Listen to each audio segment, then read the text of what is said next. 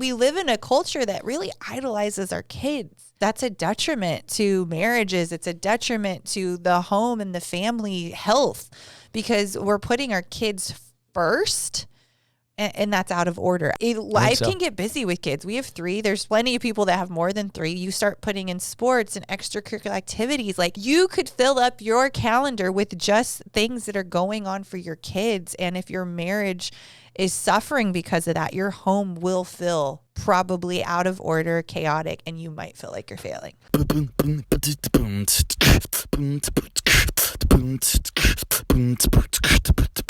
What's up? What's up? What's up? Welcome to the Uncomplicated podcast. We got questions that have come in about faith, about the Bible, about life, relationships. Yep.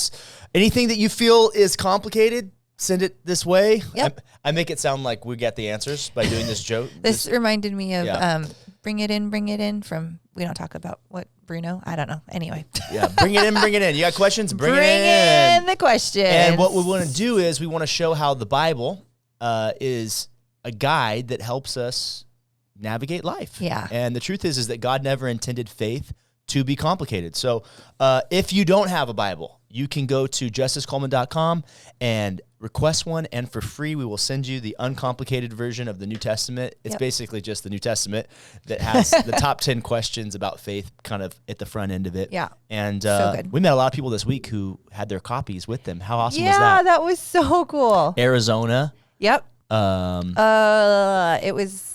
There was like 4 or 5 different states. They all like brought up their thing, and I was like, oh my gosh, it was very cool. We were on a Zoom call with some people part of. So hey, let's get into the first question. Yep, let's do it. I feel like I'm failing at parenting. Help. Wow. I feel like I'm failing at parenting. Who would write a question like that? Everybody. Yes. Anybody who's ever tried to raise some kids. That has grown a human and brought him into this world probably at some point has felt like a complete failure. I saw an article this week about how parents secretly regret having kids. Stop it. I swear. I've seen this article twice. Brand, have you seen this one too? Where it says, we interviewed these parents and we asked them, and they admitted that they wish they'd never had kids. Oh my goodness. Can you that's believe so that? Sad. Yeah. And you know what I think it is, honestly? I think it's because they feel like failures. Probably. Yeah. Have you ever felt like a failure raising we have 3 kids. Oh, 100%. How old are our kids? They are now context? 12. You answer that question. It's a test. No, I'm just kidding. Don't ask me their birthdays. It's 12, 8, and 7. And for a month and a half out of every single year, our 2 little ones are the same age. They're Irish twins, so they're 10 and a half months apart. On Mother's Day, you have 2 kids that are the same age. Listen to this. On Mother's Day, this is my claim to fame. On one Mother's Day, I had just Logan, our oldest, and then the next Mother's Day, 1 year later, I had 3 children. So I'm guessing from 1 year to the next, there have been a few moments where you're like, I can't do this. I feel like a failure. I'm doing a bad job. 100%. I cried for like a good 2 years straight every day as I had 2 babies and a toddler all just crying incessantly. So yes, I have felt like a failure. You feel like you're not enough. You're exhausted depending on the season. You're and then it changes. Mom, Thank you. And our kids are doing pretty good. Some other day complimented my kids. And I said, you know what? We're just, this last week, I was like, you know what? Thank you for that compliment, but we're just kind of crossing our fingers because maybe they've peaked. This could be as good as they get. You know, we don't know. I have a 12-year-old. It could go all downhill from here. We don't know. I have a daughter. We don't know what's going on. We don't know. I don't know about the daughter territory. A little pride was creeping in some early years on, and I was like, man, I'm a phenomenal mom. And then I had 2 more kids, and I was like, oh, it's not me. It was just the kid. He's great. So someone's writing this question. I feel like I'm failing at parenting. Help. Yep. They don't, which I love these kind of questions because, come on, God never intended faith to be complicated. Right. Parenting is. Yeah. But faith will actually help you with parenting. So good. Give me some moment real quick as I think about this answer where you felt like a failure. Oh, I can. The first one that comes to my mind instantaneously. I remember I just had one at the time, so I can't blame all of them. One kid. Easy. I was at Target, my weekly stop, and Target is where I want to go. Where dreams happen. Just kidding.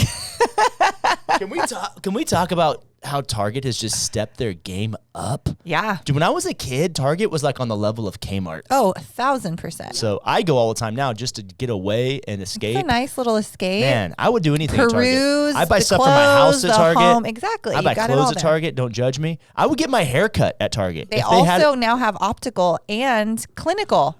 Dude, I think my Kaiser urgent care is in Target. Target is building so much trust with me right now. Yep, we love Target. Man, I want to bank at Target. That's what I want to do. So you should do it. Yeah. Okay. So I was at Target.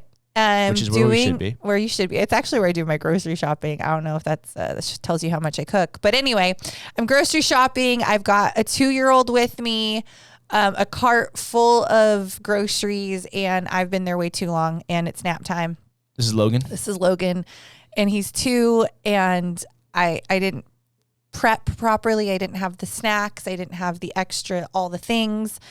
And because if you're going to Target with a 2-year-old, you need a prep. Yeah, you really do. You need the snacks. Yeah. You need the backup, everything. You need the just things to, the whole thing. So anyway, I didn't do it. I've got a whole cart of groceries, and You're it's just nap winging time. it. You're just guerrilla style. Yeah. Just going in. I'm going to take a 2-year-old into this market. 2 hours too long there. And I get 2 hours? Probably. I get to the register almost, and he's just melting down. Like he's lost his mind. I'm begin to lose mine. And he just stands straight up in the cart, where they sit. He stands straight up, and he just brings his hand back. He's crying, and he slaps me. Wow.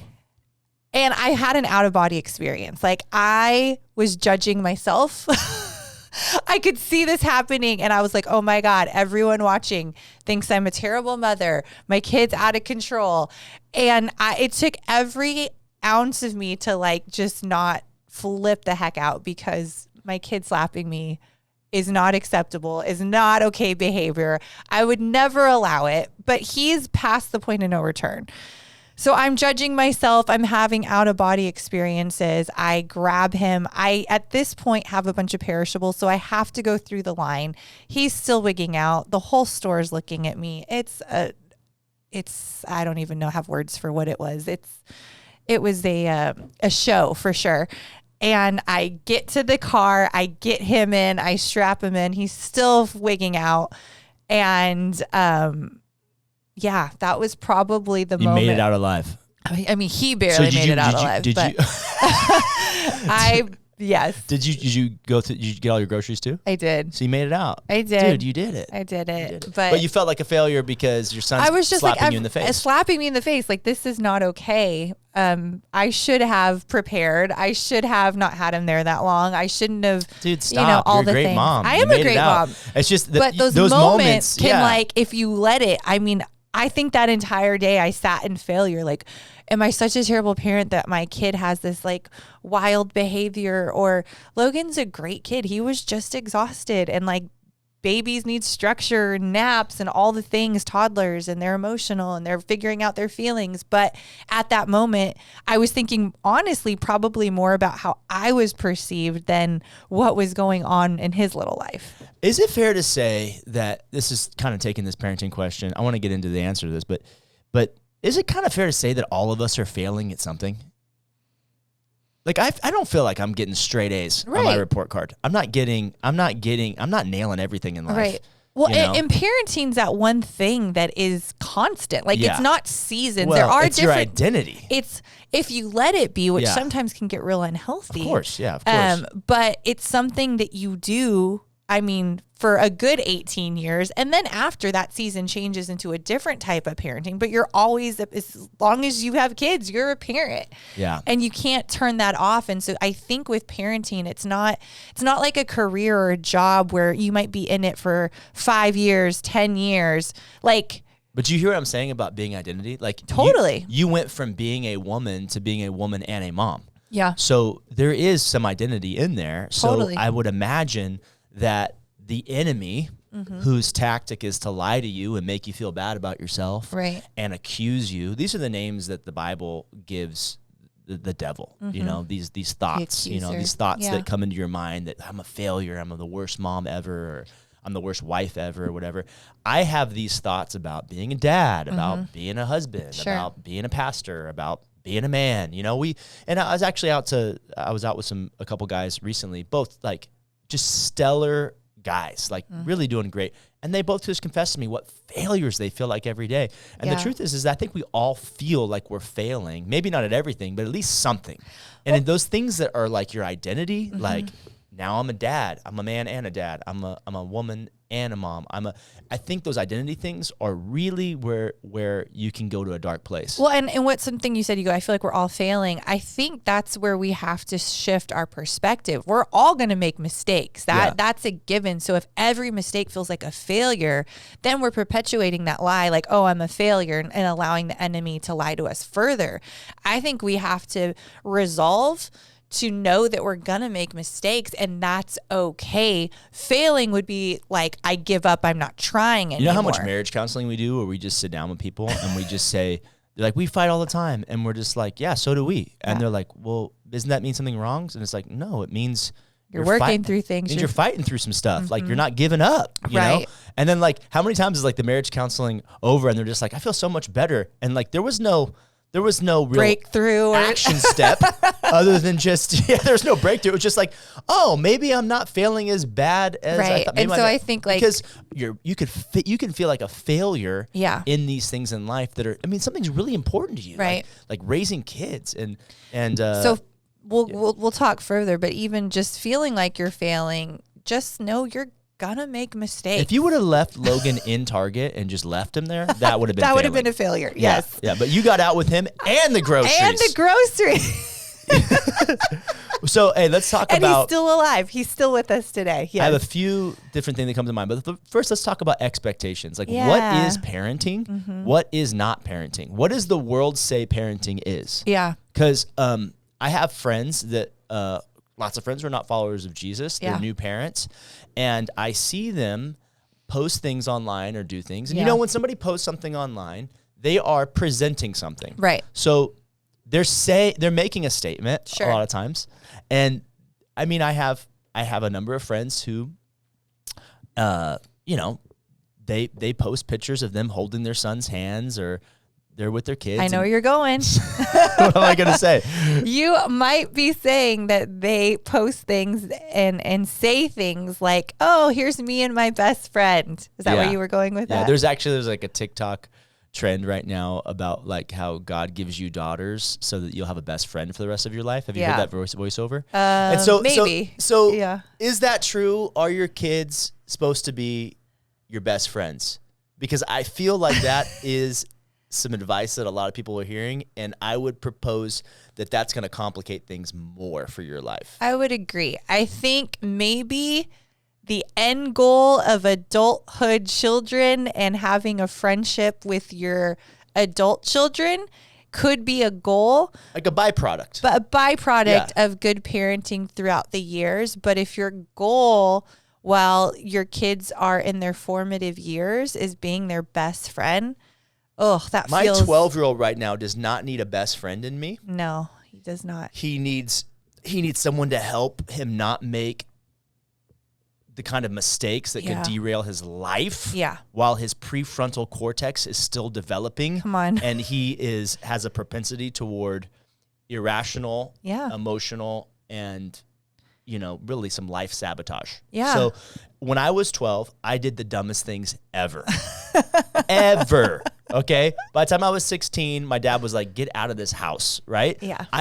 It took a while for me.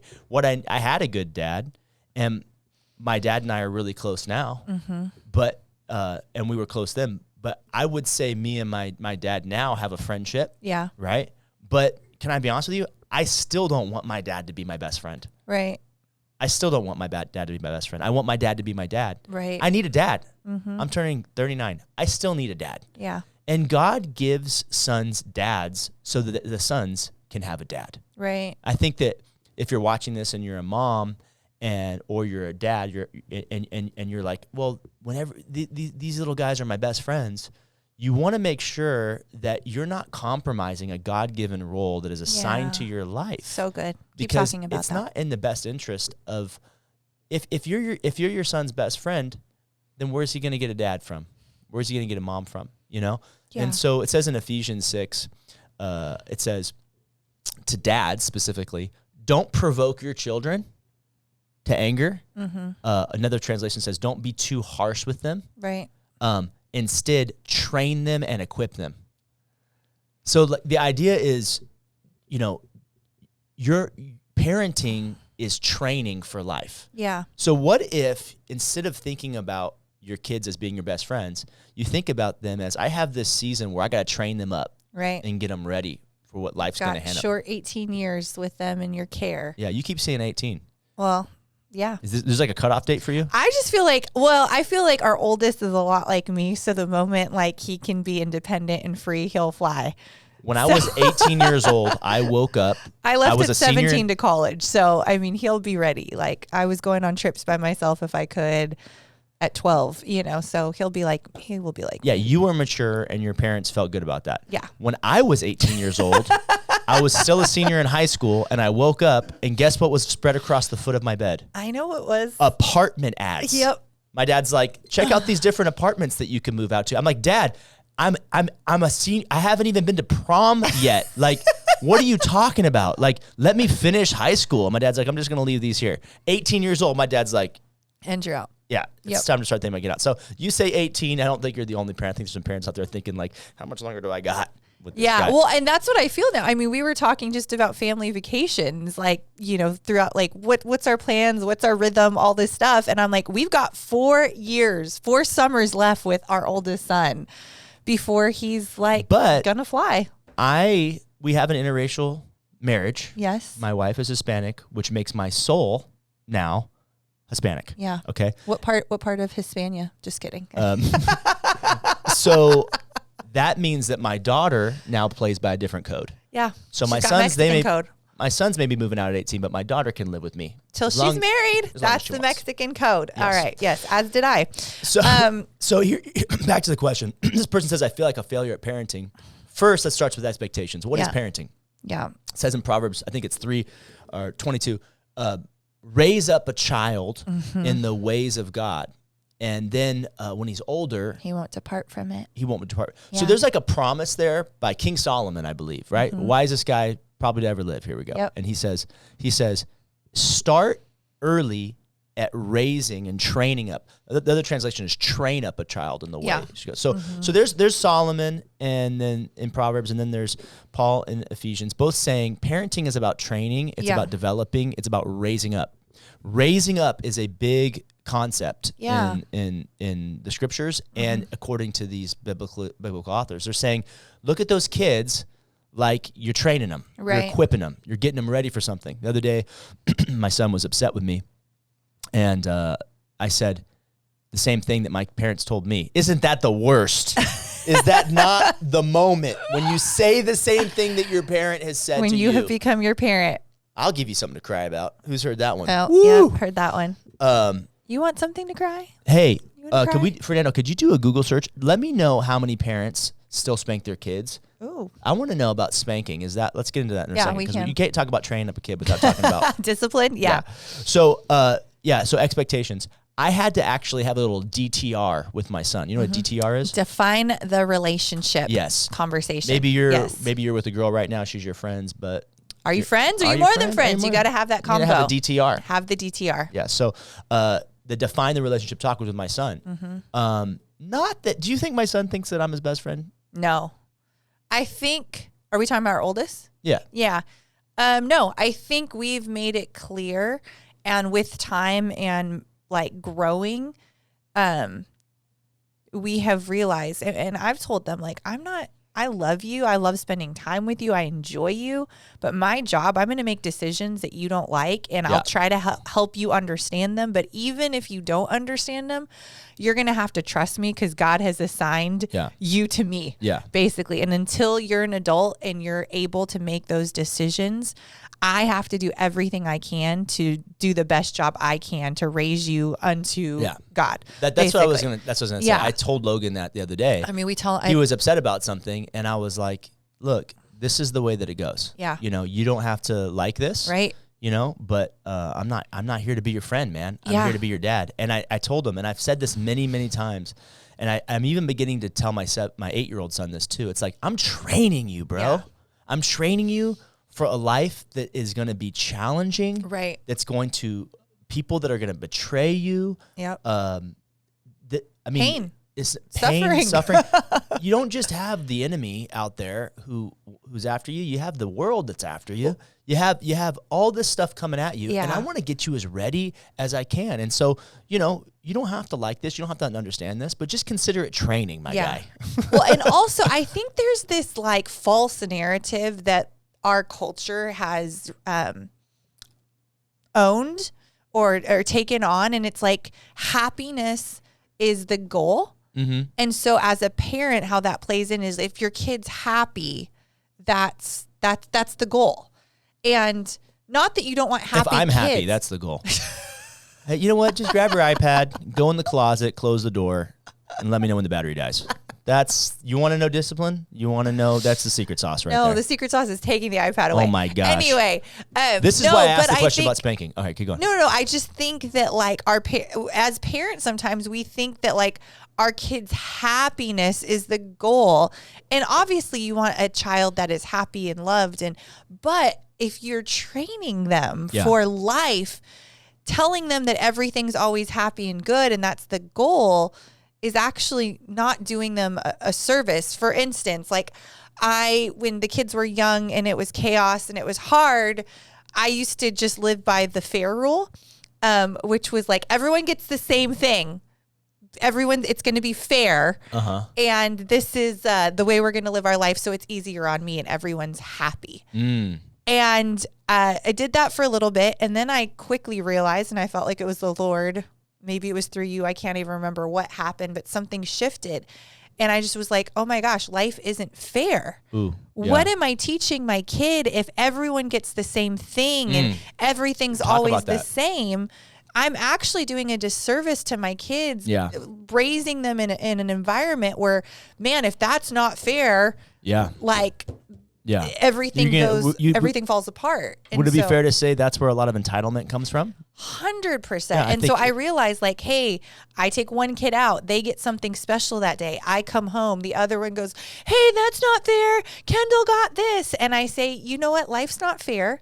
There's going to be moments where you get certain things and special things. We're going to celebrate our siblings when something special or different happens to them. That's good. And not like we were conditioning them for happiness. So the moment life's not happy, they freak out because all you've done is created this happy environment where everything is even keel and everything's fair and everything is good. And then they grow up and they realize this world is broken and it's painful and we've not helped them navigate life through that. And so I think this goal of like happiness and perfection and fairness is really doing a disservice, and we're just listening to this lie of like, oh, keep them happy.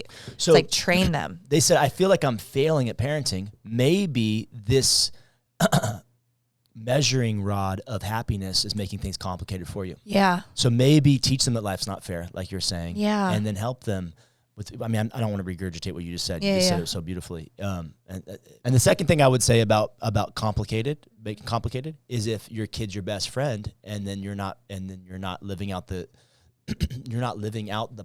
assignment of being a father with the posture of being and the expectations. Or a mother. Yeah. Yeah. So I think those two things might be making you feel like a failure when if you dial those in, I could see that as helping your child understand and grow. Yeah. And helping you realize like, hey, when my kid's not happy, that doesn't mean I'm doing a bad job. Right. When my kid's not, being my best friend and he's mad at me. My kids are mad at me. Yeah. That's okay. Like it if you're doing what God has called you to do to the best of your ability and your kid's not happy with that, I promise you one day they will thank you. Yeah. You know what I mean? There's so many times. That reminds me of the scripture. I grew up with super strict parents who I thought when I was a teenager were absurd and, lame at moments because I couldn't do this or I couldn't go there.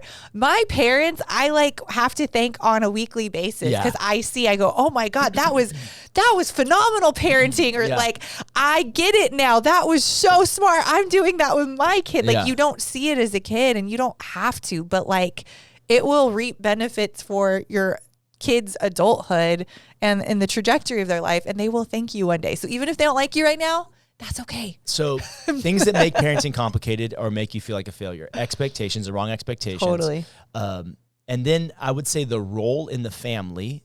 We need to talk about that, and then let's talk about discipline. So before we talk about discipline, which I think will be fun to talk about because I'd love to hear that about how you were disciplined as a kid. Yeah. Also, what's the order of the family? Because you know what psychologists will tell you unanimously? They will say the best way to show your kids that you love them is to love their mom. Yeah. Or to love their dad. Right. So the way you love their, that's the best way to show. Now, a lot of our listeners, viewers, they are not in that situation. They're a single mom. Sure. They're a single dad. Or heroes. Yeah. Yeah. And so you're doing the role of both, and God will help you. Yeah. And then your job is actually now to still be able to honor that mom or the parent that's not there. Yeah, that baby mama drama. You got to honor that and her without, because then when you speak down about their mom, you're actually damaging that relationship with your son, or you're damaging, you're putting.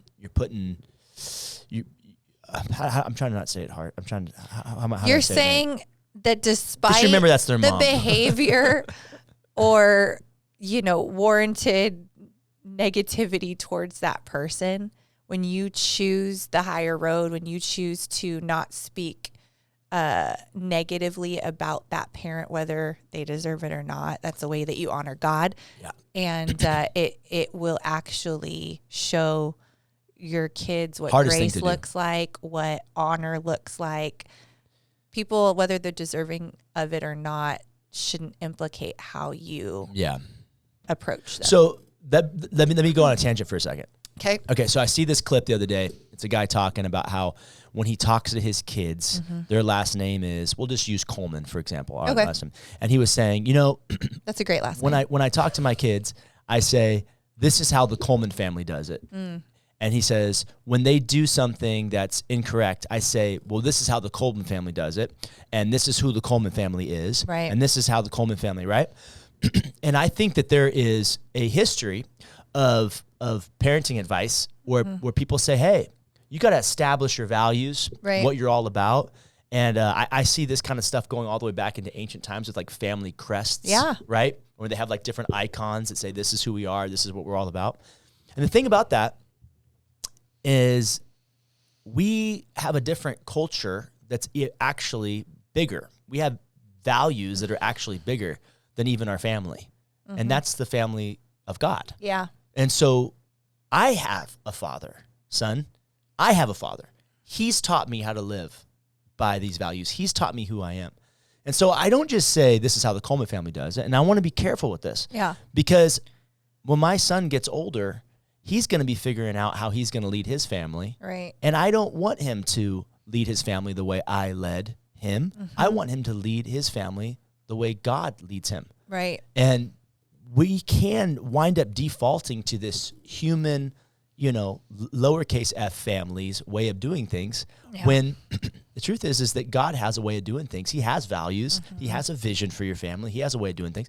And so in this situation where, hey, because it's I want to go to Johnny's house and spend the night. How come Johnny gets to have sleepovers and I don't? And then you go, well, the Coleman family kids don't do sleepovers. Johnny got to see the new Marvel movie. How come I don't get to see it? Well, the Coleman family doesn't watch rated R movies or whatever it is, right?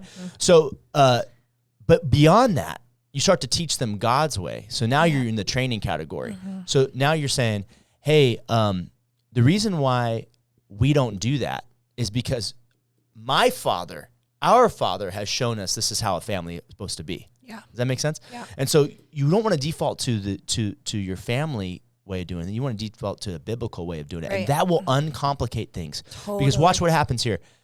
the mom who is talking, or the dad, I'll say it this way, who is talking and bashing his baby mama in front of his kids.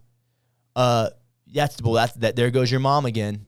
Oh, well, there goes, that's the way she is. Well, you got to get used to that with her. And she used to do that with me. And there she is late again for pickup, or there she is flaking on you, or there she is with another guy, or whatever it is. What is that dad is actually dishonoring and speaking disparaging to that baby mama in front of the kids.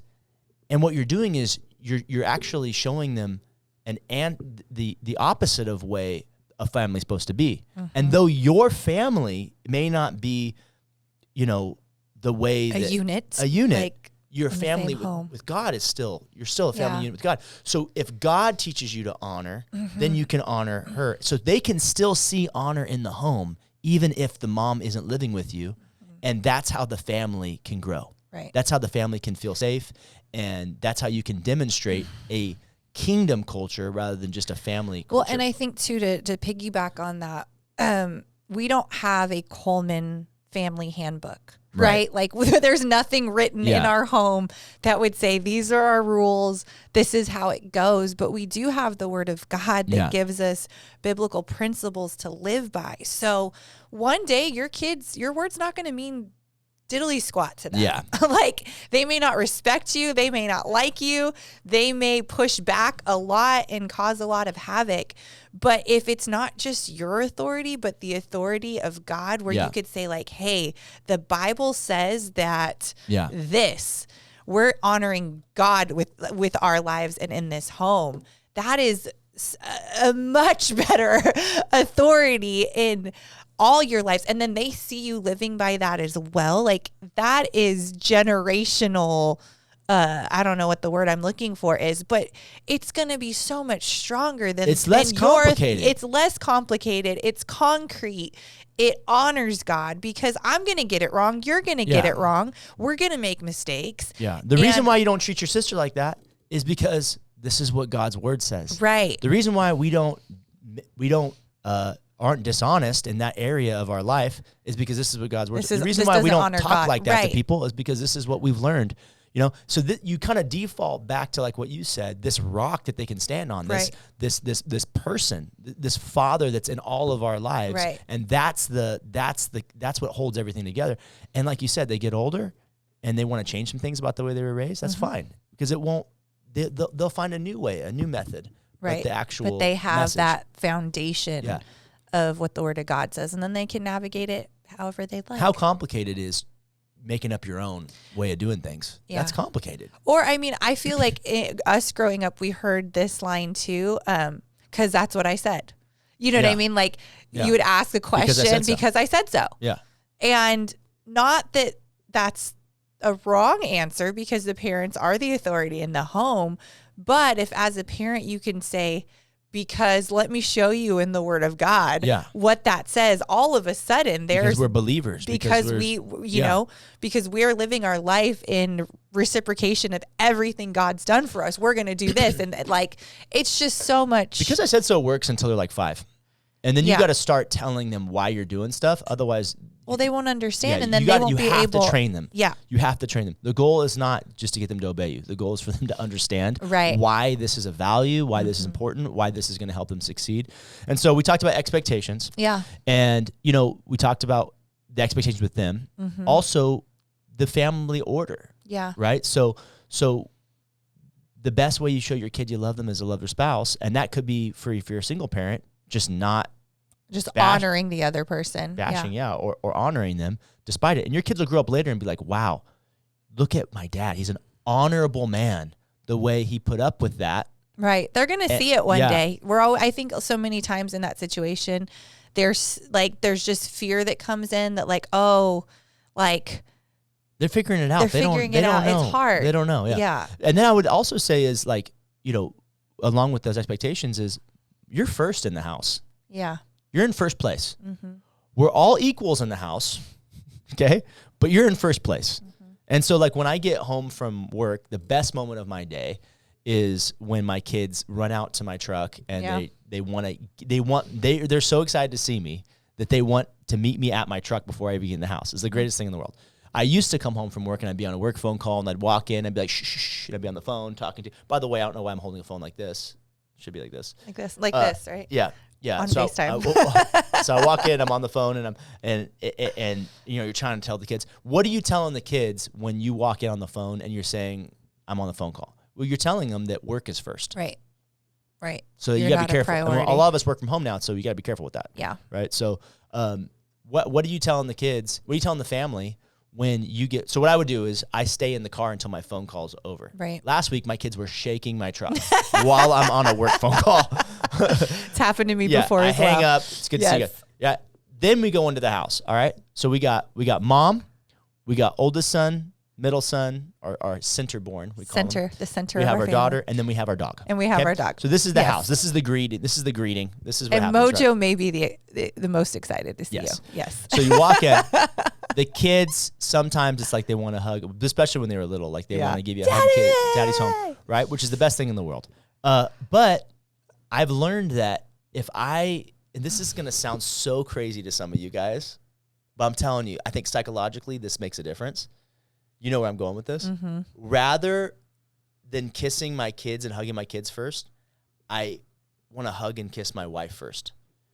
And it kind of bothered them at first because they're like, I'm like just football face palming them. Like, and then I come in for a kiss and a hug with you. And it kind of bothered them at first, but then they began to love it because I teach them, hey, mom's first around here. I love her. Well, you just came home last night from being out of town, and we were all so excited to see you. We ran out. And I don't know if you realize this, but I ran to you first, and Kendall was right on my coattails, but then she hung back. And she like let us have our moment first, and then she was second in line. Oh, but she did? I didn't even notice. She kind of like hung out, and she was like, okay, mom's going to go first. Yeah. And then she was like, as soon as we were done, she was like, okay, I'm second, but that's like a natural thing now. They all are still excited to see you, but they finally like. I wonder what people think when they hear this kind of thing. For one, do you think God has a family for you that is full of love? Yeah. Do you think he has a marriage for you where you have a committed relationship of trust? Do you think that that God has this for you? And I would say, I think God does. Yeah. I think God would love to bless you with, I mean, not everybody has to get married. I mean, shout out to JC, 33 years, single man, never got married, right? Not everybody has to get married, but if that's in your heart and you want to get married, man, I think God would do that for your life. Yeah. So maybe just listening to this idea, like what is my vision for my marriage? Do I want to have a family where the wife is number one? I can tell you, I feel like that's biblical. Yeah. That's a biblical way to do things, right? I think I'm going to stand before God and I'm going to answer for the daughter that he gave me, daughter in the Lord, right? One of his daughters I've been entrusted with. I think I'm going to answer for that first before I answer for my kids. He's going to go, how'd it go with that woman I gave you? Yeah. And then he's going to say, how'd it go with those kids I gave you? I think it's going to be in that order. Well, then how'd it go with that dog I gave you? If you think about it, just year-wise, like, we're going to spend a lot more time together than our kids will be with us because they will grow up and have their own family. So, that it makes sense. I grew up having family night on Friday night. Shout out to TGIF. Shout out to Steve Urkel. Were you more of a Family Matters guy or a Full House guy? Oh, it was so close. I mean, right, neck and neck. I was more of a step-by-step guy. What? Step by Deep step. cut. Day by day. Yeah, so we grew up Shout doing out that. To the 90s. Go to Blockbuster Video, right? Yeah, Pick so out a good. couple movies. Me and my dad would pick out. VHS. Me and my dad are watching Sylvester Stallone, watching JCVD. You know what JCVD is? Jean-Claude Van Damme. That's right. Yes. Watching Arnold Schwarzenegger. Okay, we're watching these movies. Terminator. Yep. Me and my mom, we pick out a true story. We pick out a made-for-TV. We pick out some sort of documentary, maybe. Gotcha. Maybe. We went to Grandma's Friday nights and watched TGIF every Friday. Realize later, though, here's the point of this. You have a busy life. If Friday night is date night, if family night every week is Friday, when's date night? So I had to choose to do date night on Friday instead of family night because I can work a family night in later, but it's not the priority. The priority is the date night because I want to make sure that we're good. Yeah. And I don't want you to ever feel like you're getting sloppy seconds from the kids. I wonder if people feel like failures because some things are out of order in their life, and the things that deserve the most priority aren't getting them. And so you feel like, and if you just prioritize and put the right things, put the things that are most important to you first, I'll say it that way, I wonder if you'll feel better. Like, well, at least I did that, you know? My kids hate me, but we had a great date night. My kids don't talk to me, but my sex life is on point. So. Oh my goodness. I think it's so true. I mean, we live in a culture that really idolizes our kids. Yeah. And I think that's a detriment to marriages. It's a detriment to the home and the family health, because we're putting our kids first, and that's out of order. I mean, life can get busy with kids. We have 3. There's plenty of people that have more than 3. You start putting in sports and extracurricular activities. Like, you could fill up your calendar with just things that are going on for your kids. And if your marriage is suffering because of that, your home will feel probably out of order, chaotic, and you might feel like you're failing. So just to recap, define the relationship. Yeah. Are they your kids first or your friends first? Number 2, you want that kingdom culture. What I mean by that is, like, you want your family to do what God says, not just what dad says. Right. And that's going to last longer. And number 3, let's talk about disciplining your kids. Here's the thing about the Bible and what it says about discipline. Okay. It says in Hebrews chapter 12 that we all have fathers that disciplined us, and a good father disciplines his son. Yeah. And if a father, it says this, for those of you that were disciplined by your fathers, you don't hold that against them or resent them. You appreciate it now as an adult. Yeah. And it says a good father disciplines his son. If you are not disciplined by your father, that makes you an illegitimate son. Wow. So he says, if fathers don't care enough about you to discipline you, you're not really their son to them. That's powerful. Yeah. And then he ties that into our Heavenly Father and says, so when God puts you through some hard things or disciplines you or is correcting your course, remember, it's because he loves you and you're his son. Yeah. If he didn't do that, you would be considered illegitimate. A good father cares about you enough to discipline. So I just want to say that. I don't know how you discipline, but discipline is if you're not disciplining your kids, it's important. That will complicate your life. Yeah. So your kids will, if you don't, all kids need discipline. They need correction. They need guidance, and you got to figure out how you're going to do it. I'm not here to endorse spanking or not. Yeah. But I'll tell you the secret. Take away the iPad. That's worse than a spanking. Take away the phone, right? So kids would rather take the spanking than have their other stuff taken away. Anything else you want to add to this? Just to recap, things that are complicating being a parent and making you feel like a failure. Number 1, your identity, when it's wrapped up in anything that you do, when you fail at what you do, it makes you feel like you're failing at who you are. Yep. And you are not a failure. Right. Okay. You're going to make mistakes. Own it, know it, get back up, get back in the saddle. God's hand is with you, and he's going to help you navigate it. And I think sometimes we think we're doing it alone. Like, for those of you that are in Christ, you have the Holy Spirit to help you navigate hard, painful situations, easy ones, all of it. Like, use the time that God's given you with your kids to train them up to love him and to make an impact and a difference in the world with their life. Give them a vision for their life. More things that are complicating, just a flurry of the recap. Define the relationship. Yeah. Okay. Make sure that your kids know that you're there to train them, not to be their best friend. Yeah. Put the spouse first, and in the way that you treat them, and any way that you can that helps them understand. Because the way you love your spouse is the best way to show your kid that you love them. That creates the safest home possible for them. 3, discipline. Don't skip out on discipline. Yeah. Figure out what that looks like, because if you don't discipline your kids, you really got to ask yourself where your heart's at, because a good father, a good mother, you love your kid enough to correct them and help them. Right. You're not hands off, you're hands on. And I would say the same thing you said about kingdom culture, meaning like this is how God's family operates, not just this is how the Coleman family operates. Yeah. And then the idea that life's not fair, so maybe not everything in life for them needs to be fair. I thought that was brilliant when you said that. I think those are things that when we put those things into practice, we'll see things will be a little less complicated. Yeah. And that's because we're doing it God's way, and God never intended faith to be complicated. Love you guys.